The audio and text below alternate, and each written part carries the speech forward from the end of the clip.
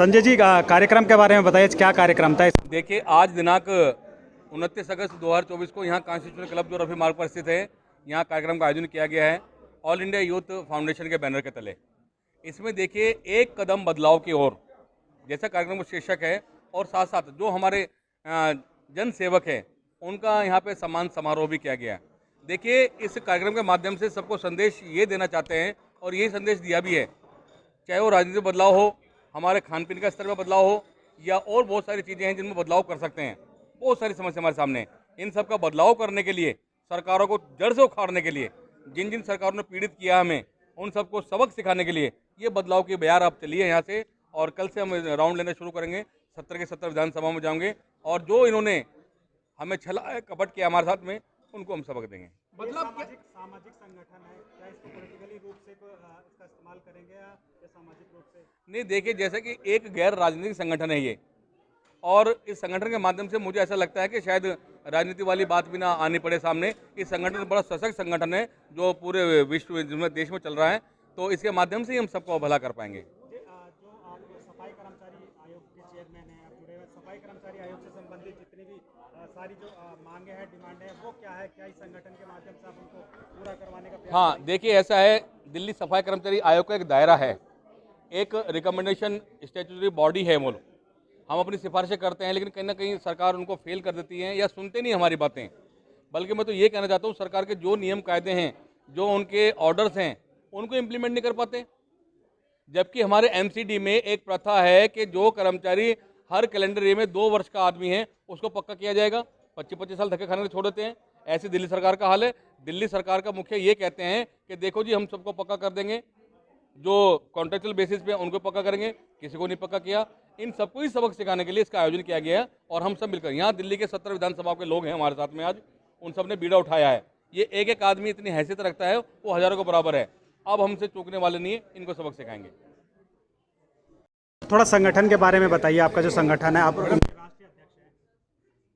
जी, संगठन जो है 2010 4 जनवरी को रजिस्टर्ड हुआ और पूरे देश में करीब 17 स्टेटों में इसकी ब्रांचें हैं।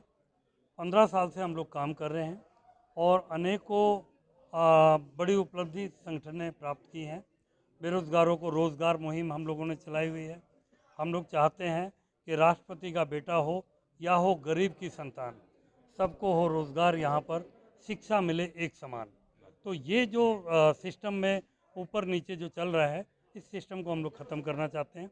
हमारा संगठन, अगर आपने नाम सुना होगा, सरबजीत, जो वाल्मीकि समाज का एक ऐसा होनहार नौजवान, पाकिस्तान में उनके खेत पाकिस्तान बॉर्डर पे थे, तो गलती से पाकिस्तान में कदम रखते ही, बॉर्डर पे कोई बाउंड्री नहीं होने के बावजूद, और अकेले सरबजीत नहीं, ऐसे पता नहीं कितने नौजवान वहाँ पर युद्धबंदी हमारे बंद हैं।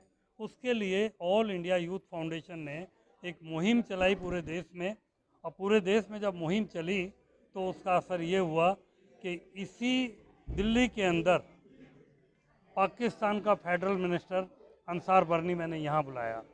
पूरी सरकार ने हमारा साथ दिया और वो आदमी, क्योंकि यहाँ हमने जब कसाब को फांसी दी, वहाँ चुनाव था, हम लेके नहीं आ पाए, लेकिन लगभग हम जीत चुके थे जंग को। ऐसे उस जंग के लड़ने से, ऑल इंडिया यूथ फाउंडेशन के उसको इतना बड़ा करने से, सुरजीत सिंह, जो सरबजीत की तरह ही नाम था, पाकिस्तान की जेल से छूटा, विनोद साहनी, ऐसे बहुत लोग छूट के आए और उन पे दबाव बना पाकिस्तान पे। ऑल इंडिया यूथ फाउंडेशन ऐसे हज़ारों कार्यक्रम चला रहा है। संजय गहलोत जी को आज अपने दिल्ली प्रदेश की कमान दी है जी, तो क्या उम्मीदें हैं आपको? मुझे ऐसा लगता है कि अब दिल्ली में बदलाव होके रहेगा, क्योंकि एक शिक्षित ऐसा नौजवान जिसके दिल में एक ज्वाला जली हुई है कि कुछ बदलाव ला के रखना है, मैंने जाना है तो कुछ करके जाना है।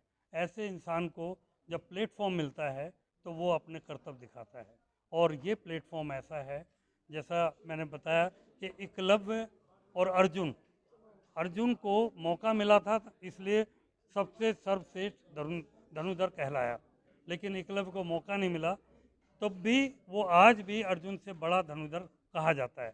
इनको मौका नहीं मिला, लेकिन इनके जो संघर्ष की कहानी है वो अपने आप में एक बहुत बड़ी है। इन्होंने चेयरमैन होते हुए जनता की सेवा के लिए ऐसा बीड़ा उठाया है कि बदलाव करके दिखाएंगे।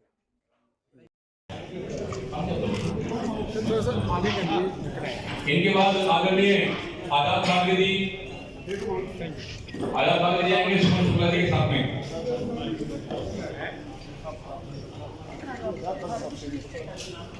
मैंने सब ऐसे नहीं इसको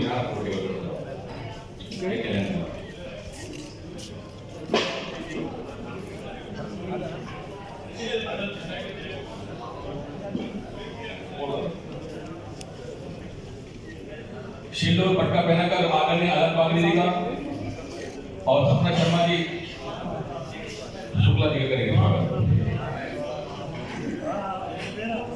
चलिए पटका पटका एक सारे के अंदर दोनों की बीमार उठाना पड़ेगा। लाइए सपना जी से प्रार्थना है सुमन शुक्ला जी का पटका पहनाकर और एक शील्ड देकर सम्मान करेंगे। डॉक्टर प्रमोद मेहरोलिया जी, डॉक्टर प्रमोद मेहरोलिया जी, आज आपको बोलने का अवसर नहीं मिला, कोई बात नहीं, अगली बार आपसे शुरुआत करेंगे। डॉक्टर साहब आप आइए प्लीज। डॉक्टर साहब का एक शील्ड और पटका पहनाकर इनका स्वागत करेंगे।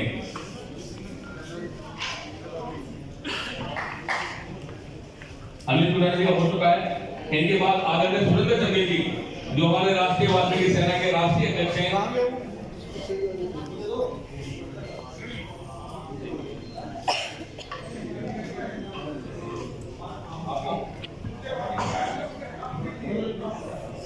आइए सुरेंद्र चंदेल जी।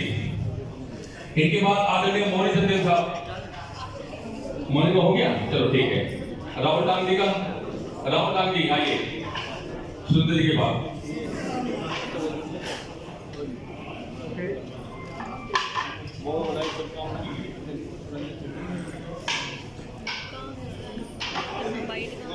आदरणीय वीर सिंह बेदी साहब, वीर सिंह बेदी जी जिनका हो गया वो गिर पर चलते रहेंगे।